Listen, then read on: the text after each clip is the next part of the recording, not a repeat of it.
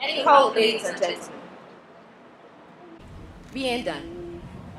The spirit of emancipation has reawakened to say the time has come to continue the pursuit for our freedom, to stop calling the symbol of our independence a broken trident when we sing our anthem. We raise voice to proclaim ourselves heritage guardians and fate's craftsmen, but of late, we seem to have forgotten.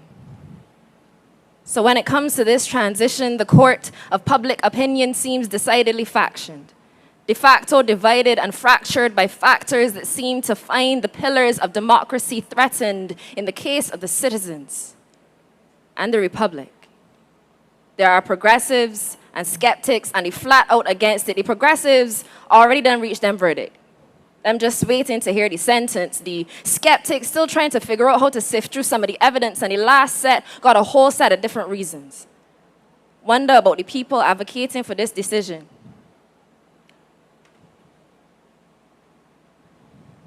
Wonder if anybody can ever take the time to answer all them questions. Or if the litigators that pushed this task crossed the docket got the judge, the jury, and the executioner in their back pocket, and some people just ain't with it, because they prefer the comfort of the status quo to the uncertainty of change, and I get it. The absence of education breeds a proliferation of misinformation. You can't incline a mind to common sense if the ability to do it ain't exactly common, but when Barrow, the right excellent, fathered our independence in 1966, he added to the foundations laid by our ancestors from resistance and rebellion to emancipation, recognizing that the long walk to freedom had only just begun, that each successive victory won was merely a step towards a Barbados every one of us could be proud to say we come from. His vision.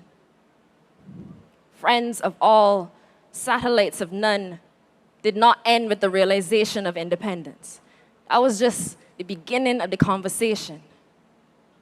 And somewhere along the lines of communication crossed and his message was lost in translation. Recall his frustration when he begged us, take a harder look at your reflection.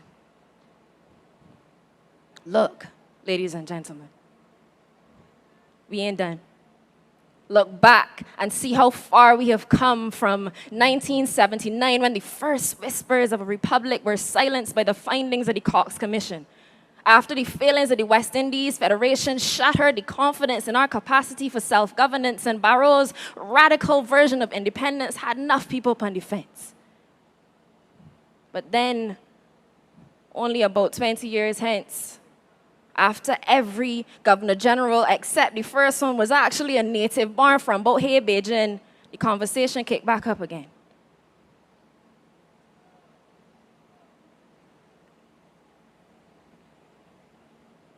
Even though the honors still came from a foreign sovereign, something about the local landscape had changed. So when the Ford Commission was named, their unanimous recommendation proclaimed a resurgence of faith in crafting our own fate to be a republic in nature as well as in name. Today, after successive governments have tried and failed to rekindle the flame, we finally raise the flag of a nation no longer clinging to colonial coattails for its identity. And maybe we've been so focused on searching for the problems that we do not recognize the opportunity that we have been given. The way shedding the vestiges of a monarchy means we get to denounce the moniker of Little England and vest the powers of the state in the hands of every Barbadian citizen. So we can't be done. In fact, we now got work to do. The baton that changed hands from Bussa to Barrow now get passed to me and you, and we owe it to our nation builders and the generations that follow us to make sure we contribute. We turning over a new page of history and starting a new chapter with the ability to self-pen what comes after. So when you look in the mirror, what is you want to see? Me? I'd like to see strict guardians of our heritage as a promise fulfilled. No more waiting till our infrastructure is run down and derelict to let it click that we gotta maintain these fields and hills. Let the capital city live up to the build of our spirit. I want an end to sanitizing history to make it more palatable for the sake of people who visit.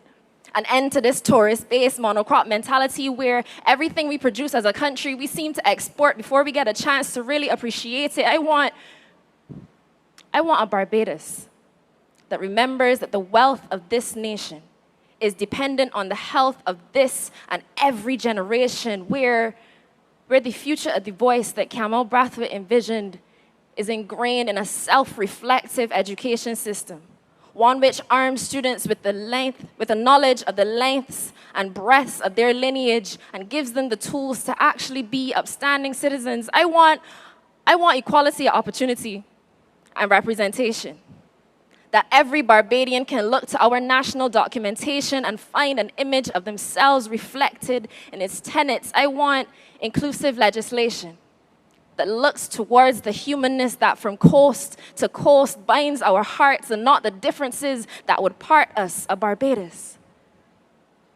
That stops talking about its potential and looks to start living it.